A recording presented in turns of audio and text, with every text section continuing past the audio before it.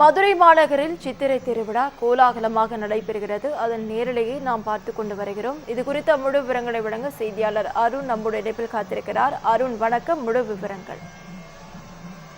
நவீன கள்ளழகர் சித்திரை திருவிழா என்பது வெகு விமர்சையாக நேற்று தினம் முதல் கொண்டாடி வருகிறார்கள். கள்ளழகர் சித்திரை திருவிழாவை முன்னிட்டு மண்டுக முனிவருக்கு சாப விமோசனம் அளிப்பதற்காக மதுரை மாநகருக்குள் கண்டாங்கி பட்டுடுத்தி தங்க பல்லாக்கில் மதுரை வந்திருக்கக்கூடிய கள்ளழகருக்கு ஏராளமான பக்தர்கள் திருக்கண் வைத்து வழிபாடு செய்து வருகிறார்கள். தற்போது தல்லாகுளம் அவுட் போஸ்ட் பகுதியில் அமைந்திருக்கக்கூடிய மாரியம்மன் கோவில் அம்பலக்காரர் மண்டபத்தில் எதிர்ச்சேவையில் எழுந்தருளி தொடர்ச்சியாக அருள்பாலித்து வருகிறார்.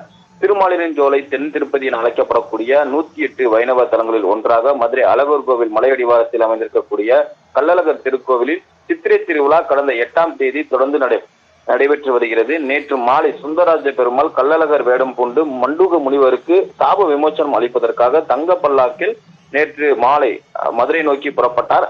அவர் மதுரை அப்பன் திருப்பதி, கல்லந்திரி, கண்ணனேந்தல், 3 மாவடி, டிஆர்ஓ காலனி, புதூர் ஆகிய பகுதிகளில் எழுந்தருளிய பின்பு தொடர்ச்சியாக இந்த எதிர் சேவையானது நடைபெற்று வருகிறது. கண்டாங்கி பட்டுடுத்தி தங்க பல்லாக்கில் வந்து கொண்டிருக்கக்கூடிய கள்ளழகருக்கு ஏராளமான பக்தர்கள் வரவேற்பு அளித்து வருகிறார்கள்.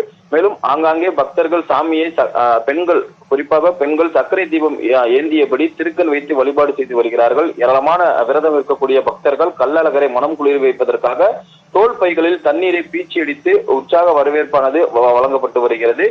தல்லாகுளம் அவுட் போஸ்ட் பகுதியில் அமைந்திருக்கக்கூடிய மாரியம்மன் கோவிலில் அம்பலக்காரர் மண்டகப்படியில் எழுந்தருளக்கூடிய கள்ளழகர் நள்ளிரவில் தல்லாகுளம் பிரசன்ன வெங்கடாஜலபதி பெருமாள் கோவிலில் தங்க குதிரை வாகனத்தில் எழுந்தருளி அருள்பாலிக்க இருக்கிறார்.